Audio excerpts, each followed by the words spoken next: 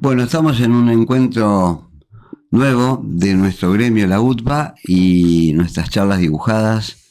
Y estamos acá con un amigo de hace muchos años que nos conocemos, que nos va a decir quién es Rubén Galuso. No digo la cantidad de años que nos No, conocemos. no. Bueno, mi nombre es Rubén Galuso, soy uruguayo, pero ya con 50 años de residencia acá en Argentina, de Montevideo y del barrio de La Unión. Siempre me gusta decir el lugar de origen. Y bueno, disfrutando de este reencuentro después de tantos años, quizás de no vernos, sí de saber uno del otro a través de las redes y esas actividades, Sí. pero de no vernos. Y bueno, esto es un verdadero placer estar acá, ¿no? Buenísimo. Bueno, vos viniste a la Argentina en el 76. Vaya año para venir, ¿no? Sí, ¿Qué año? Sí. ¿Y por qué tomaste esa decisión de venir? No fue por razones económicas. Nosotros vivíamos medianamente bien, teníamos moto inclusive. Yo trabajaba con un primo de mi padre en un taller de televisores. Yo estaba todo el día a cargo del taller. Nuestra situación económica no era problemática, mi señora trabajaba, pero estuvo el golpe de Estado. Tampoco teníamos militancia política, pero la mayor parte de mis amigos habían tenido que ir del país. Y la cosa era terrorífica, ¿no? Ver a el ejército con sus camiones y ametralladoras apuntándose a la vereda donde circulaba la gente. El sistema nervioso empezó a fallar y bueno, decidimos venirnos para acá. Y acá la cosa no estaba bien tampoco. No, seguro. La idea era estar un tiempo, ver qué pasaba. Teníamos pasaporte y todo, pensábamos seguir de largo, pero teníamos la gran mayoría de nuestros amigos acá y algún familiar. Y el entorno nos pareció hermoso. Más allá de la situación política, la gente nos trataba muy bien y siempre nos ha tratado muy bien, ¿no? La verdad que acá nos han recibido maravillosamente bien. Sí. Queremos mucho a los yoruba nosotros. Y uno se acostumbra al idioma, a las costumbres. Claro, eso sí, Gardel es de Tacuarembó. No vamos a discutir. Estamos en esa disputa. Escúchame, Rubén, allá en Uruguay llegaste, tengo entendido, te metiste en la fotografía en Uruguay antes de venirte para acá, que estuviste en un fotoclub, en una agrupación. ¿Cómo fue eso? Mira, fueron mis tres pasiones, aparte de mi esposa, fueron la electrónica, que ya dejó de serlo, la fotografía y el dibujo. Y en aquella época descubrí el Fotoclub Uruguayo, y dentro del Fotoclub Uruguayo se formó un grupo que se llamó Alfa. Éramos 10 o 12 integrantes y se hicieron cosas muy interesantes, exposiciones, proyecciones audiovisuales, pero también después se fue diluyendo como todo allá, ¿no? Dejamos de vernos y yo ya no sé de la trayectoria de cada uno que han seguido haciendo, pero fue una cosa que la recuerdo con muchísimo cariño. Se podía andar en la calle con las cámaras fotográficas colgadas al cuello sin peligro. Mirá vos. De noche andábamos por el puerto haciendo trabajos que iban a ser audiovisuales entre el grupo. Después se hacían reuniones que se discutía muchísimo sobre la estética de cada imagen. Recibíamos mucha revista a través del Fotoclub de Europa y veíamos lo que estaban haciendo en Europa. Aquello era como un curso de fotografía, ¿no? Y se aprendía en base a experiencias, ¿no? ¿Tenías una buena cámara? No, en aquel momento estaba la gran novedad eran las cámaras reflex. Claro, yo nunca llegué a tener ninguna en Montevideo. La compré acá en Argentina, eso fue lo curioso. Que es con la que hice toda la muestra, el bloque de fotografía del cual estábamos hablando hoy. Después ya quedaron para la historia, ¿no? Las cámaras de películas. Rubén, sé que vos has estudiado e interiorizaste en lo que es la etnia negra, ¿no es cierto? Que sos un cultor de todos esos estudios. ¿Cómo te metiste? ¿Qué es lo que te llevó a eso?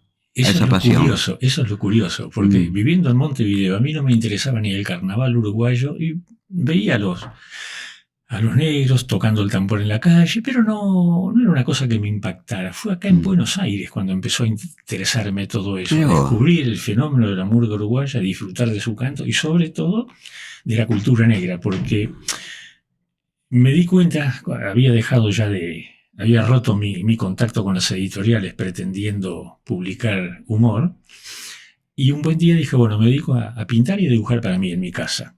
Y un día, cuando se hizo una exposición internacional de humor gráfico, que vinieron originales de todas partes del mundo. Se hizo en la Galería Pacífico, hace 85 creo que fue. Sí. Ahí organicé un pequeño stand chiquitito de Uruguay. Éramos 3 representantes uruguayos. Entre ellos estaba Foladori, el creador de Pelo Pincho y Cachirula. Divúlguelo. Sí, tengo cartas de él, encuentros con él, hermosísimos. ¿Qué tipo? Después decime 2 líneas de Fola después. Porque la cosa más amable que he visto en mi vida, él y la esposa. La primera vez que tuve un encuentro con él era para una nota de una revista que tenemos en Argentina y me convocó en un bar en la zona donde él vivía, en Pocitos. Llego al bar, me presenta ante el mozo como un gran dibujante de la Argentina, yo no sabía dónde meterme. Y me dice, usted, Galuso, pida lo que quiera, que para mí es un placer que usted te encuentre. Así era el tipo. Después los otros 2 encuentros fueron en la casa de él. ¿Fola era el nombre real? ¿Era un seudónimo? Foladori. Era el apellido de él. Geoffrey Foladori. De padre, él había nacido, si mal no recuerdo, nace en Inglaterra, y viene a los 4 años acá para América del Sur. Y después se quedó siendo uruguayo para siempre y publicó hasta los últimos días de... Yo seguía Pelo Pincho y Cachirula y Divúlguelo, era maravilloso. Ese dibujo. Un original chiquito de Pelo Pincho y Cachirula que lo hizo para esa muestra y me lo regaló. Yo no se lo pasaba de Walter más, por supuesto, ¿no? Eso era... Como todo coleccionista. Exacto. Qué poco conocemos de él, ¿no es cierto? Qué poco conocemos de él, pero qué estilo. Sí, hermoso. Es más, el día que le pedí dibujos para esa muestra, en la cual nace todo lo del candombe, él no lo hizo delante de mí, no, yo se los envío.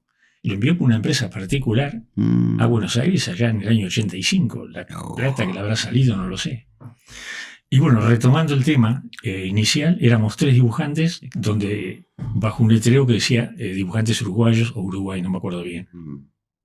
Ahí yo me acercaba sin que la gente, no me conocía a nadie, iba casi todos los días allá hasta la calle Florida a recorrer la muestra. Era muy grande.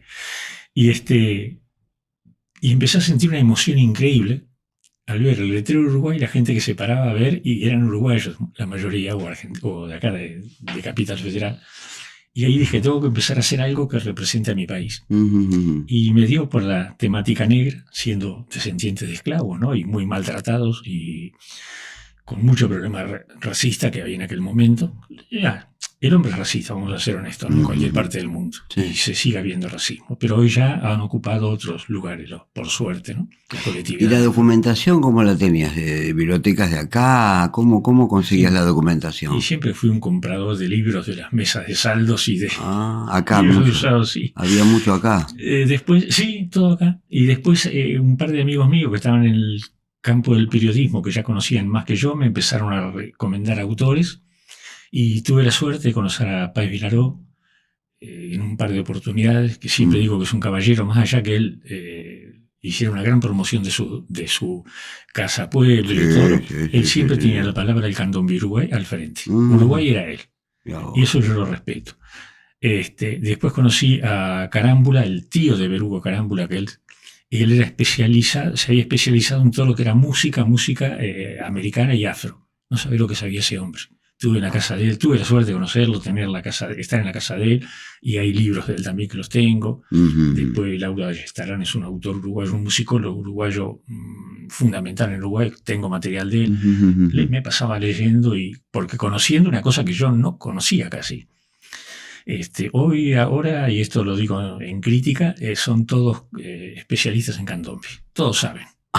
Cualquier disparate, escuchás cualquier cosa. Entonces, sí. En aquella época no éramos poquitos los que hacíamos. Rubén Olivera, que falleció, era un miembro de la comunidad afro. Tuve la suerte de conocerlo.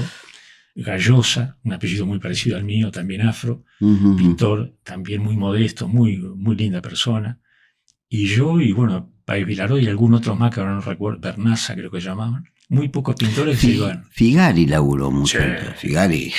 Los 2 grandes amores de mi vida en el campo masculino son Horacio Quiroga y don Pedro Figari. Don Pedro Figari, más allá de pintor, fue un hombre él fue abogado, creador de la escuela industrial, impulsor de un arte uruguayo que se incorporara en los objetos que se fabricaban en Uruguay, artesanales, un tipo con unas ideas maravillosas, ¿no? Todo ese conocimiento, Rubén, ¿vos cómo lo canalizaste? ¿Plásticamente, en programas radiales? Porque tenés mucho de eso también. Sí. ¿Cómo volcaste todo ese saber de la cultura negra, candombe? Era el tema que yo más tocaba cuando tuve en 13 programas radiales uruguayos. Uno de ellos iba una semana a un programa de un amigo. ¿Pero allá o acá? Acá todo en Argentina. Toda mi carrera fue acá en Argentina. Y daba una charla esa semana en el programa de ese amigo. A la semana siguiente daba una charla en otro programa de radio, que a veces la repetía o a veces la modificaba. Generalmente sobre pintores uruguayos o sobre temática negra, o ocasionalmente metiéndome de a poquitito en la historia, pero muy poquitito. Y luego sí, comencé a colaborar con un programa que se llama Por el Mismo Camino, que está en FM La Tribu, sale los sábados a la mañana, que ya cumplió 30 años o 32 años en el aire, una cosa impresionante, impresionante. Y ahí tuve una trayectoria mucho más larga, y después el último ciclo fue sobre pintores latinoamericanos que tuvieran conciencia política. Entonces buscaba en libros, en algo en internet. El problema de internet es que tenés que chequearlos en 5 lugares diferentes porque se miente mucho en internet. Hay que tener mucho cuidado con lo que se lee. Y bueno, pero fue mi despedida del programa de radio, con el cual mantenemos una amistad muy profunda, ¿no? Con todos los muchachos. En lo plástico y en lo gráfico, ¿cómo volcaste? Bueno, veo que tenés una cantidad de exposiciones enormes: Centro Cultural Recoleta, Hotel Panamericano, sí. Instituto de Investigación y Difusión de Culturas Negras, sí, Alianza Francesa, Manzana de las Luces, Museo de José Hernández, Embajada de Uruguay, 4 artistas uruguayos, sí, Galería Abierta, Plaza Dorrego y Casa de Cultura de Lanús. Bueno, a ver, ¿cómo desglosamos todo eso? Contá lo que más te cope decir. La mayor parte de los contactos fueron gracias a colaborar con los programas de radio. Y en aquel momento tampoco había dónde mostrar los dibujos, había que hacer exposiciones o cuando te invitaban. Y ahí empezaron los contactos, uno con otro. Y en el año 2000... se me ocurre una idea que yo no sé si la hicieron en otras partes del mundo, cuando aparece el correo electrónico mucho antes de tener acceso a Internet.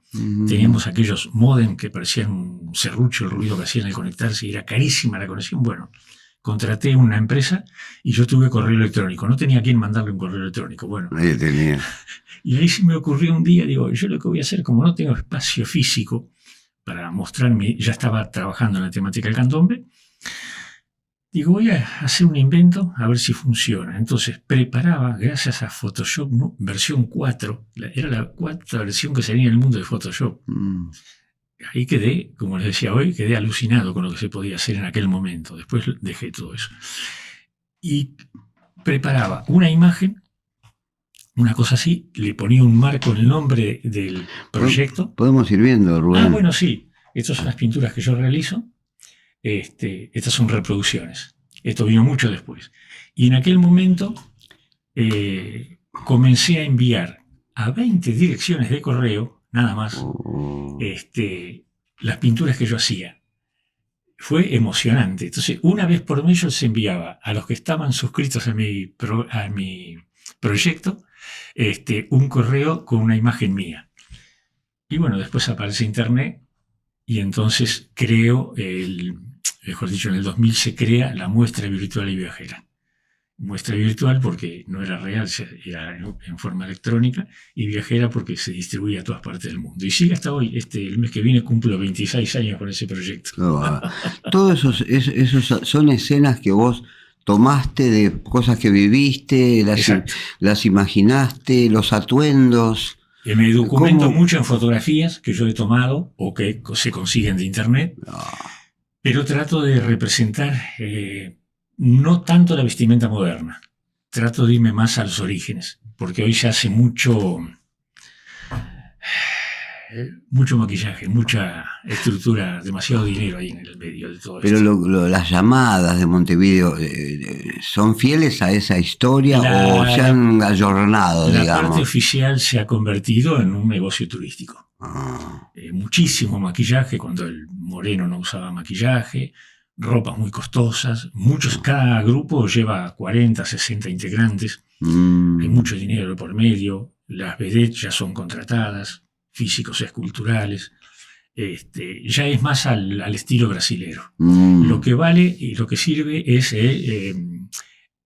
digamos, sí, la llamada, no el certamen oficial que se hace el gobierno, sino la llamada que se hace en los barrios. Es más de pueblo, más genuina, digamos. Se acostumbró desde hace muchos años, salen sábados, domingos, un grupo de 20 o 30 gente que toca el tambor, que ya son más uruguayos que afros a veces, y con la gente de barrio que va bailando. Y eso ahí es donde ves verdaderamente el verdadero origen. Se trata de marchar por las calles al ritmo del tambor, y sin reglamentos oficiales. ¿Y salen ataviados con así, o salen así de pincha común? Algunos salen en ropa de entrecasa y otros, cuando se preparan un poco más, ya tienen su ropa típica con sus colores determinados. Cada comparsa tiene un color determinado o una forma de vestirse determinada y una forma de tocar.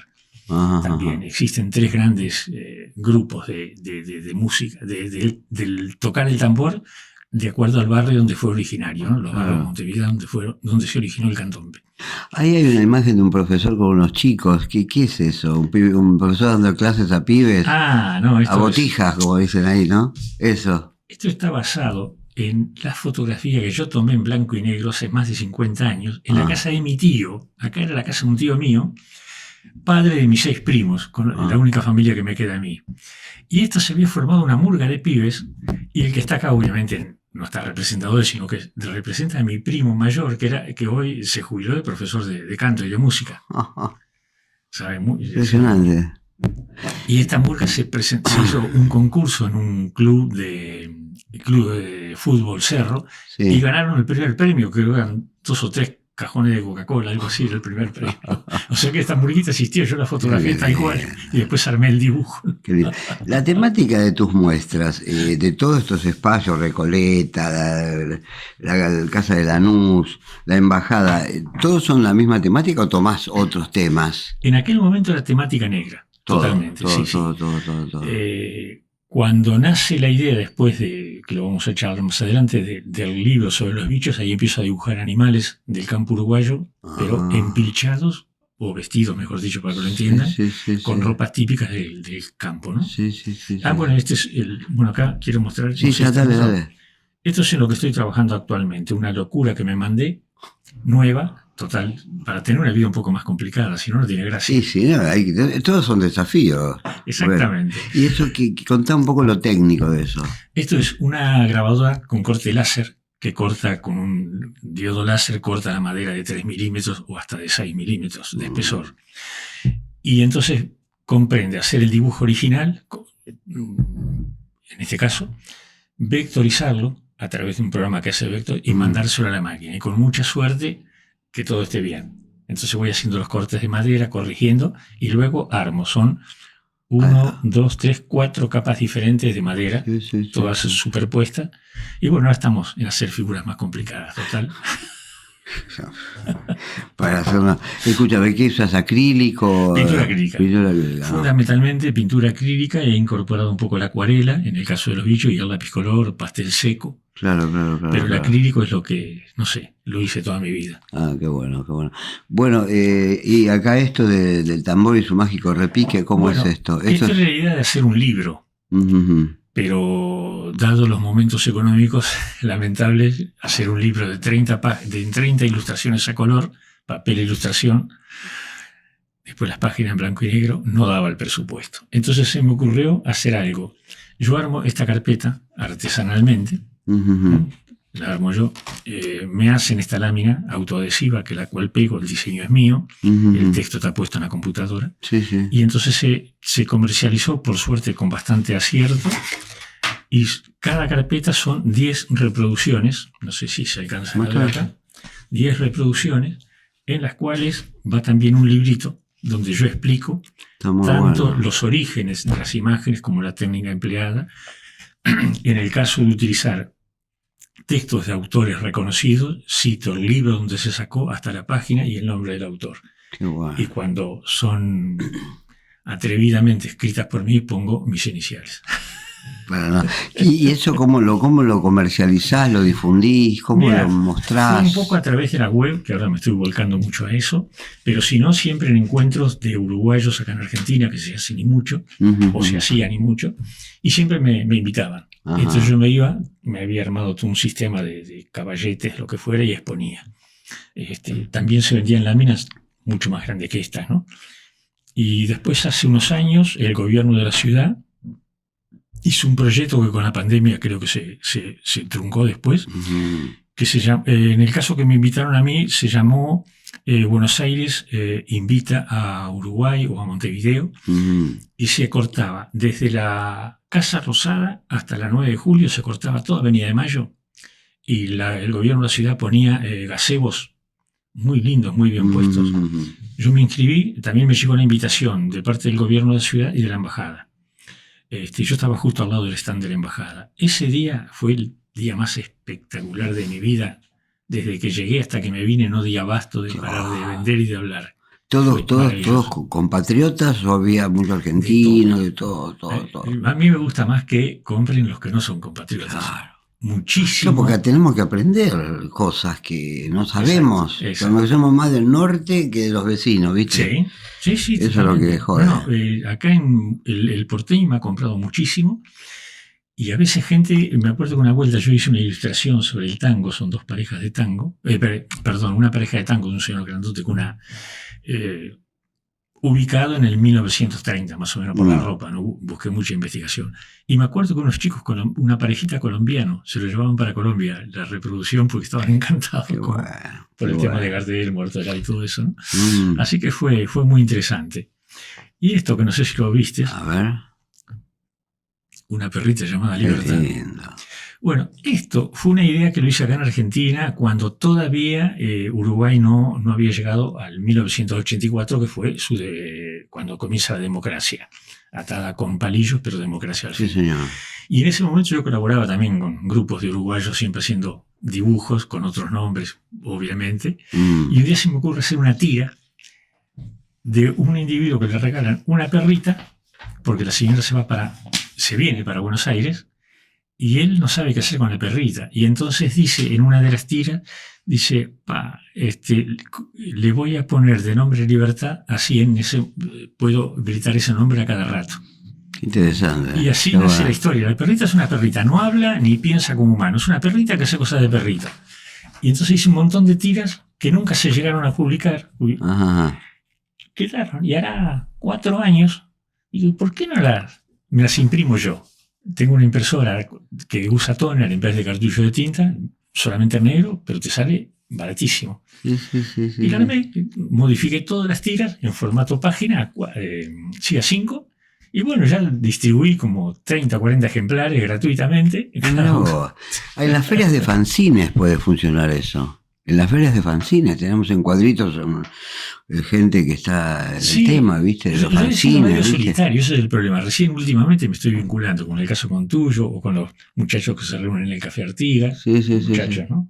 Entiéndase. Como decía mi viejo, muchachos de mi edad. ¿Cómo te llevas con la tecnología? Bastante bien. Ajá. Trabajé, mi forma de vida fue fundamentalmente tecnológica, ¿no? Pues yo en Uruguay reparaba televisores, en blanco y negro, valvulares, ojo, ¿no? Era lo que había.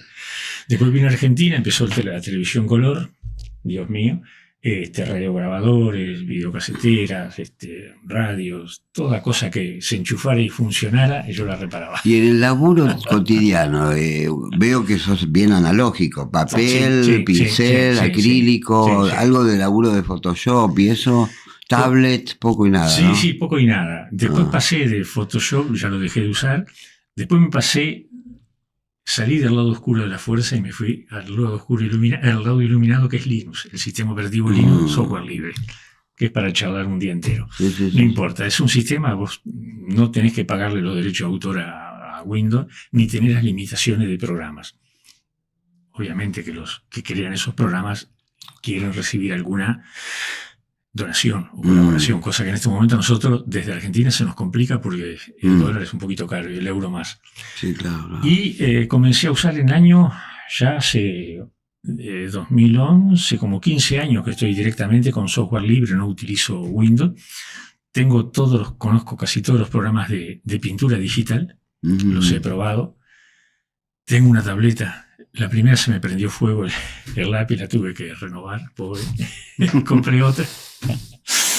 Y es muy buena, pero no me gusta. Es muy buena porque seguro, vos haces un original y lo podés modificar 72.000 veces y te van quedando las copias y después imprimís la original. No gastás dinero en materiales que son muy caros. Pero es como hablaba con Luis Ginga el otro día, un gran amigo. Y si nosotros nos criamos con el lápiz y el papel, y yo abro una caja de colores o de lo que sea y siento ese aroma que sale, y compro las hojas grandes de papel para acuarela, y la corto y lo miro la textura. La textura, el grosor del papel, eso es espectacular. Yo sé que eso va a desaparecer a través de los años o va a quedar muy relegado, como pasó con el grabado. Sigue existiendo, pese a la tecnología. Sí, el grabado, todas las técnicas de grabado siguen a full. Por suerte. Bueno, pasemos a esta etapa de bichos o animales o carpinchos o esto, curiosamente, toda esa fauna hermosa que planteas. Este libro y lo que viene después nació gracias a las redes. Un día, cuando todavía las redes no tenían la agresividad que tienen ahora, en Facebook salía una propuesta que te mandaba algún amigo y te decía, bueno, te invito a que publiques durante 5 días 5 fotografías de tu autoría o 5 dibujos o 5 pinturas. Y no tuve mejor idea que meterme en ese brete. Era verano, me acuerdo, yo odio el calor. Entonces me venía bien estar encerrado en casa. Pero para complicarme la vida, porque las cosas siempre no me gustan, dije, voy a hacer los 5 dibujos en la tableta. En aquel momento era una modestísima genio que da un resultado espectacular. Comienzo a dibujarlos. Y entonces todos los días, a la mañana, después tomo unos mates, me ponía a dibujar en la tableta, le daba un poquito de color y los publicaba.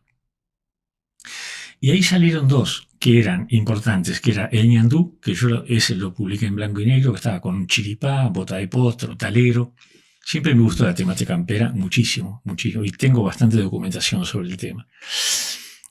Y después los miro y digo, pero qué lindo que están. Hay un carpincho, mucho antes que los carpinchos se pusieran de moda por el Delta Norte, ahora que los quieren echar. Bueno, sí, señor. Yo ya dibujaba carpinchos en esa época, los quiero mucho.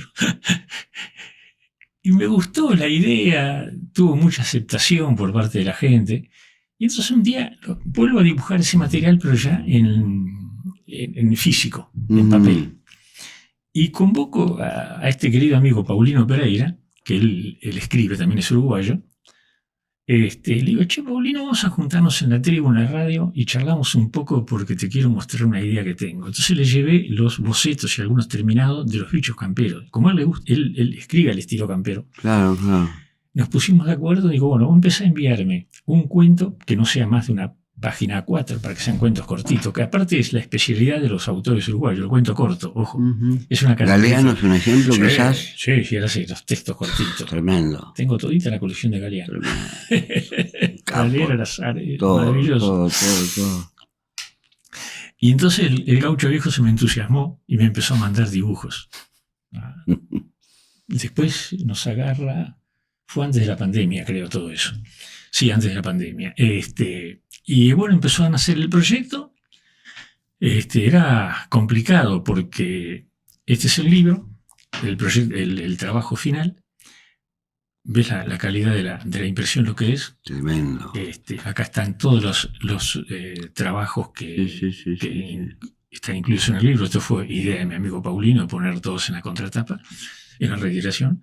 Y bueno, el libro, más allá de ilustraciones a blanco y negro, tiene 24 ilustraciones a todo color. Impresionante. ¿Qué tamaño laburas, Rubén? O sea, eso es reducción, está reducida. Sí. ¿Qué laburas? ¿A 4, por ejemplo? No. Ya uno tiene que ver los objetos más grandes. Entonces, las acuarelas, compro el papel de 300 gramos a 25 por 35. Importante. Y es más cómodo. Importante. Uno tiene que descubrir cuál es el espacio que su mano recorre con mayor facilidad. De cada uno, hay gente que pinta murales. Para mí sería imposible pintar esta pared. No tengo noción del espacio. Lo concebís desde una mirada distinta. Sí, estoy de acuerdo, sí. Cada uno encuentra. Y los acrílicos ya los pinto en 50 por 60 o 60 por 70. es más plástico, el trazo más libre, es diferente. Y bueno, empezamos con el tema de los bichos y fueron 24 ilustraciones a color, como 40 en blanco y negro, pero lo imprimimos en papel de ilustración. Eso, me acuerdo que estábamos en la mitad del proceso con la imprenta y nos dicen, se cerró la imprenta por una semana o 10 días, los precios cambiaron. Mami. Me tuve que comunicar con todos los amigos que habían ya puesto su dinero en la preventa para que pusieran un poquito más y pudimos sacar 50 ejemplares. 50 ejemplares. Tuvimos que poner parte del dinero nosotros. Pero tuvimos la suerte, teníamos cierto grado de amistad con don Héctor Lescano, que en ese momento era el embajador de la Embajada de Uruguay acá en Argentina. Un tipazo. ¿Era el embajador? Sí.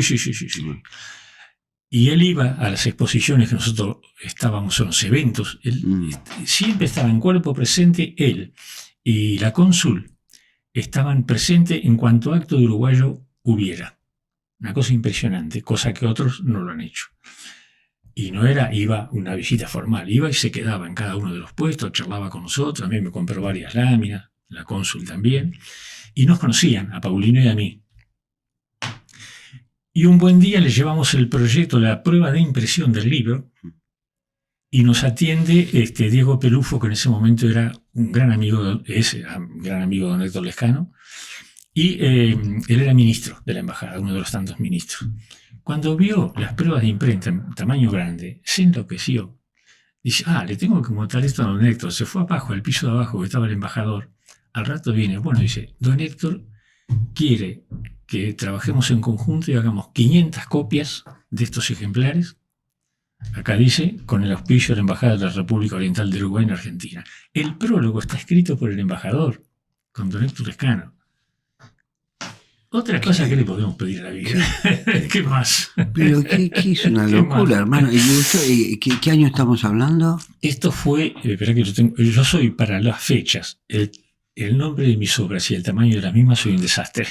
2019 se terminó de imprimir. ¿Y cómo se distribuyó? ¿Se distribuyó gratuitamente? ¿Se vendió? Sí, la embajada hizo 500 ejemplares, después nos dio una parte a nosotros, no me acuerdo la cantidad, para que lo comercializáramos nosotros. Querían que pagarnos de alguna manera. Y bueno, fue un arreglo que hicimos con ejemplares. Pero ellos lo distribuyeron en escuelas que tienen un nombre de, por ejemplo, Escuela Artigas, Escuela... San Fernando hay una, Artigas. Sí, en Flores. No estuvimos presentes en ese acto porque hubo un desencuentro ahí por temas de no me acuerdo qué pasó, pero sé que se entregaron en lugares... Con esas escuelas de Patrumín, la embajada regalaba todos los años libros de autores uruguayos. Wow. Cuando vieron esto, que eran dibujos, se entusiasmaron. Y bueno, ahora hay otros proyectos que después hablaremos más adelante. ¿Los seguís difundiendo en redes, por ejemplo, en el Mercado Libre o Amazon? Sí. Mira, en Amazon es un proyecto que tengo pensado para más adelante. Yo tengo una página web que es muy fácil de encontrar, es rubengaluso.com.ar, donde ahí tengo mis cosas. Y estoy en Instagram también, y tengo el canal de YouTube donde subo videos. Debo tener como 140 videos en este momento. Si tuviera más tiempo haría más cosas. ¿Podés reiterarlo para que la gente lo pueda ver? Sí, como no. En YouTube es fácil poner Rubén Galuso y aparezco. Somos casi una plaga ya. Después en Instagram creo que es @Galuso Rubén, pero pones Rubén Galuso. Sí, en Instagram pones eso y sale. Y la página virtual es muy fácil, es Rubén Galuso, todo seguido con minúscula, .com.ar. Perfecto. Me costó varios años conseguir ese dominio. Lo pagaba y no lo podía incluir, hasta que al final encontré un señor que en 24 horas lo solucionó. Dos mangos me cobró. Ahí veo que has hecho, después hablamos de las publicaciones en revistas. Hiciste exposiciones en recitales, ¿no es cierto? Vamos a mencionar Teatro Alvear, Parque Centenario, Feria de Colectividades. Acompañó recitales de José Carvajal, El Zabalero, La Murga, Falta y Resto, Dúo Larbanois Carrero y Cuarteto de Guitarra de Citarrosa. Nada menos. A ver, ¿qué onda con todo eso? ¿Qué hacías? ¿Unas muestras dentro del contexto? No, mirá, como siempre, los contactos que se habían ido estableciendo por las charlas en la radio. También se había dado que cuando asume Alfonsín, en épocas de la democracia ya, se organiza una feria de arte los sábados en ¿Parque Centenario? No, allá donde están las antigüedades, ¿cómo es? San Telmo. Pero era los sábados, a diferencia de los domingos. Duramos 1 año y medio, 2 creo. Y ahí también se establecieron muchísimos contactos. El hecho es que siempre me invitaban a los recitales de los artistas o lo que fuera.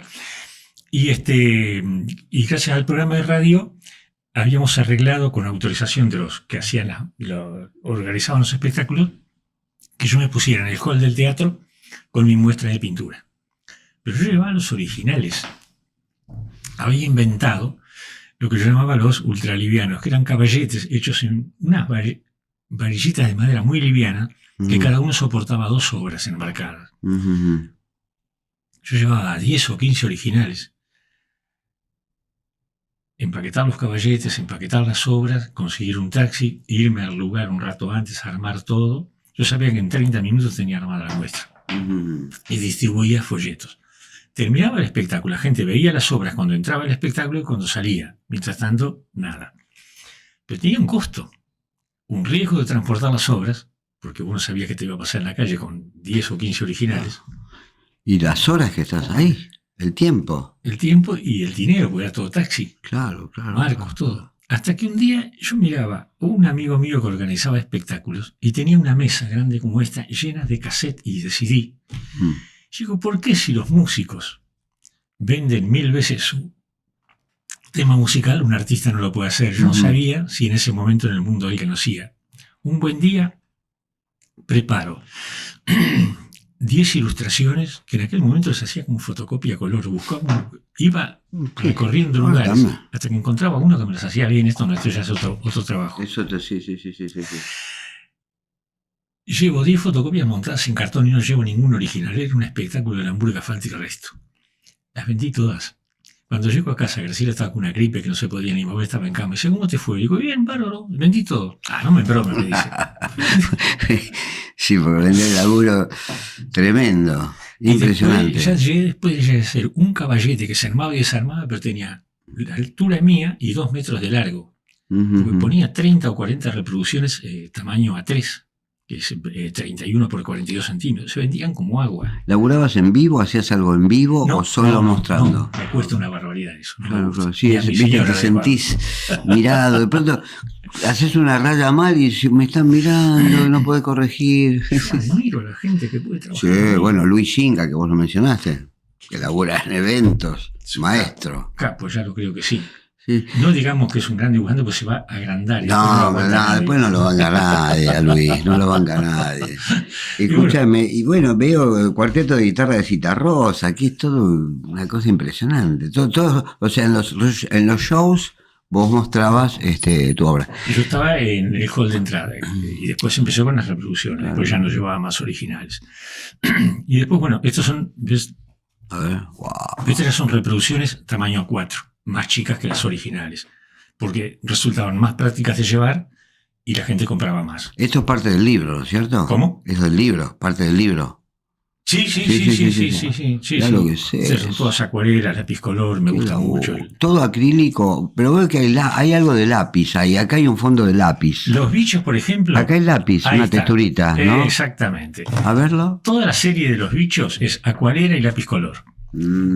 Y una trampita. Los cielos son acrílicos, porque hacer un cielo en acuarela es muy difícil. Muy difícil. Claro, muy difícil. Todo el Debo blanco. confesar ese secreto. No, es horrible. Sí. El resto no. Y después retoco con lápiz, porque vi que muchos artistas en el mundo hacen eso. Usan acuarela, pero hacen retoque con lápiz color, refuerzan color. Sin duda, sí. El problema del acrílico es que se oscurece un poquitito después de secado. Después de un día de secado, tiende un poquitito a oscurecerse. Y la acuarela es todo lo contrario, la acuarela se aclara un poquitito. Una vez que se le fue el agua, se aclaró. Entonces tenés que estar manejando esas partes técnicas que te vuelven loco. El lápiz color no es lo que es. No, perdón, importa el resultado. Sabbath metía de todo, viejo. Exacto.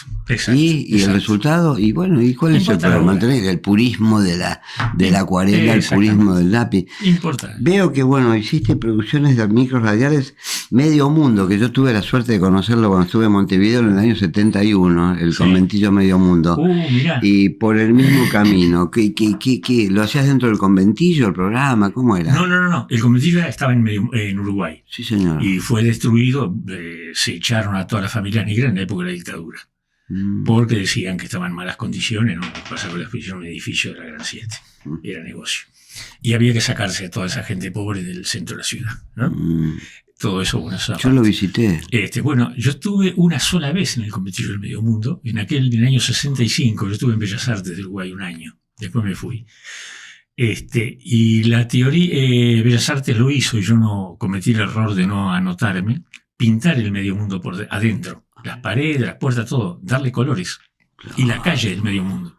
Se pintaron de color, tengo fotografías de esas calles. Y para el turismo ese era. Sí, no, aparte la teoría de Bellas Artes en ese momento, creo que el turismo le importaba poco a la Escuela de Bellas Artes en el momento, había plena efervescencia política en Uruguay, lo cual en Bellas Artes era muy especial. Línea narco, una cosa así, pero una maravillosa escuela, talleres gigantescos, con todos los materiales habidos y por haber. Y la idea de Bellas Artes era que que la gente que circulara por una calle tuviera colores, no paredes grises y oscuras. Y bueno, después se hizo otra pintada más, que yo ya estaba en Argentina, me las perdí también. Cometí el error de no estar en esa experiencia, hubiera sido muy linda, sí. ¿Vos estuviste más? Sí, yo estuve, me metí, hablé con familias de ahí, una cosa realmente muy, muy fuerte, ¿no? Sí, esa experiencia. Sí. Rubén, hablemos de publicaciones gráficas. Veo suplemento infantil de crónica, Croniquita, ¿no? Sí. Diario La Voz, revista Pitu Show, Chasque y El Uru. Exacto. Bueno, o el Uru, me imagino. ¿De dónde viene? Uruguayos residentes. ¿Qué era una revista de humor? No, es una revista que se sacaba una vez por mes con información del país.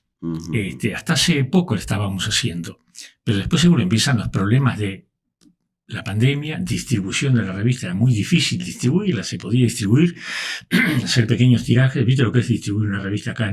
Solamente en Capital además era imposible, ya los kioscos no te lo aceptaban, tenían que ser miles de revistas, entonces hacían forma artesanal.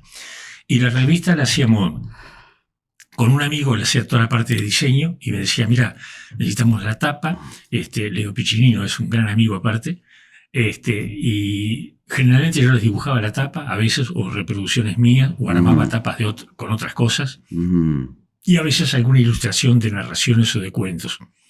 Y duró hasta hace 2 años, creo, los últimos ejemplares. Después ya ahora, como todo se fue transformando, ya la revista dejó de aparecer en físico, ¿no? Sí, no sé si la vamos a retomar o no, eso veremos con el tiempo. Allá estaba Verb, una revista que Tabaré solía publicar, Verb. Sí, y yo tengo ejemplares de La Bocha, que era un nombre que tenía la revista, por ese nombre duró poco, porque el Bocha le decían a un presidente que fue el que preparó todo para las medidas prontas de seguridad, muy jodido el tipo. ¿Quién era? Del Partido Colorado. Él entra a la presidencia del Uruguay porque muere Gestido, que era el presidente, el tipo electo, a los pocos meses se muere y queda él. Pacheco Areco. Tipo que más vale no recordar. Ultraderecha, fascismo, todo eso. Estaba la JUP, que era una especie de fuerza de choque de ellos. Juventud Uruguaya de Pie, creo que se llamaba. Sí. Y las revistas no tuvieron mejor idea que poner La Bocha, porque le decían el Bocha. Obviamente que la revista no pudo durar mucho. Y tengo algunos ejemplares. Después sale El Dedo.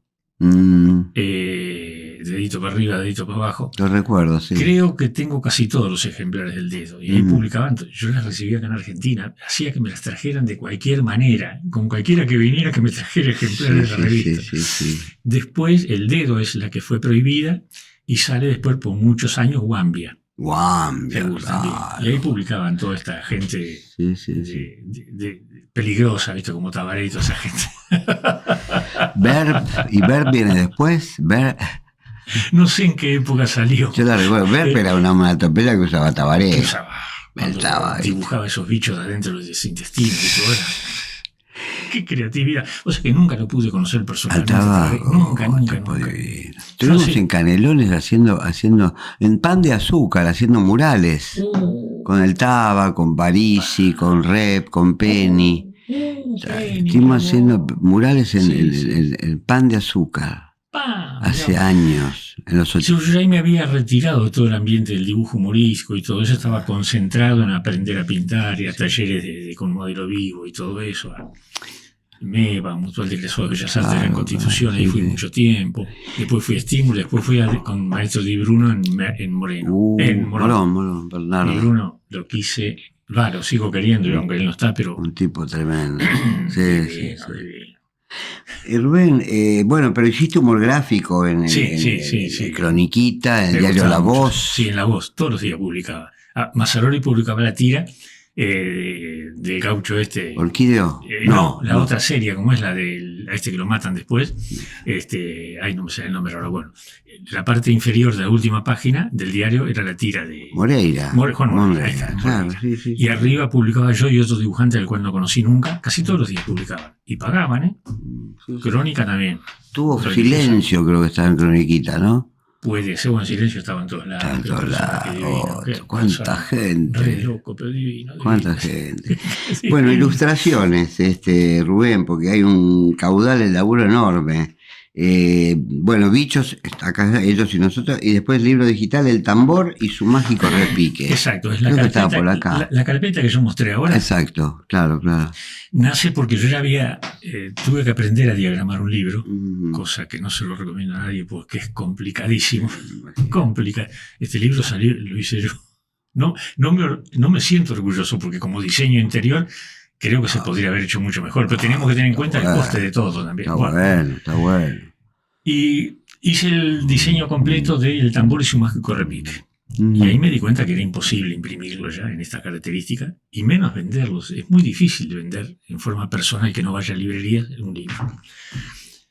Entonces se quedó en digital. Y entonces lo transformé en un ebook. Y vos sabés que vendí un montón de ejemplares, en forma particular, ¿eh? Me los compraban.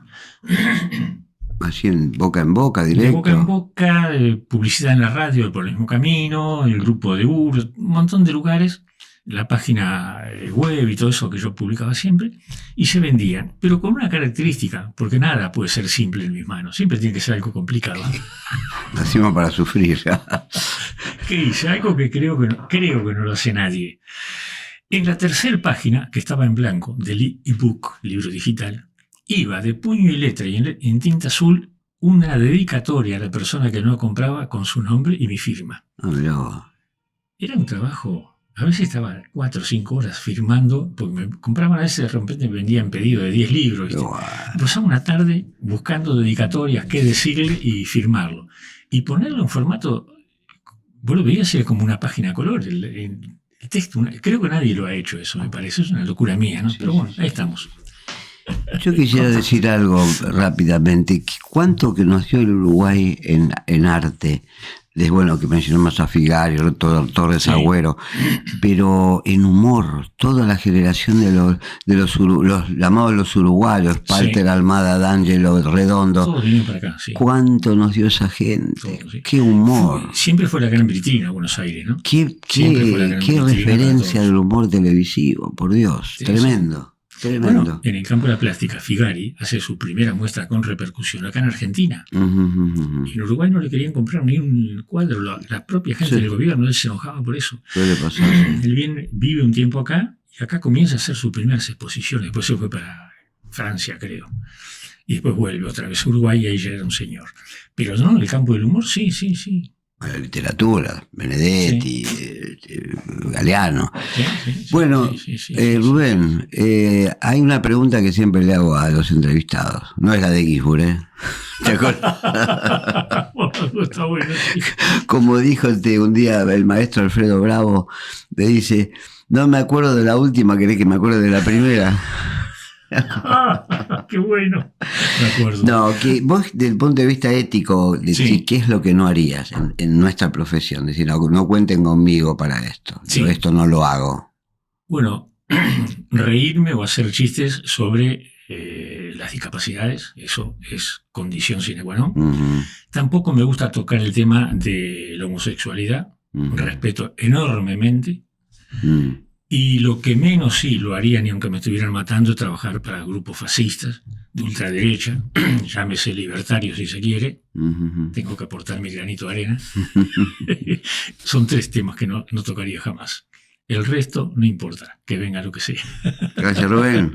A vos por este hermoso encuentro y recordar viejos tiempos, ¿no? Sí, sí. Y recordar cosas que uno quiere. Así que un placer, ¿verdad? Te vamos a hacer laburar ahora, ¿eh? Bueno, no hay problema. Gracias.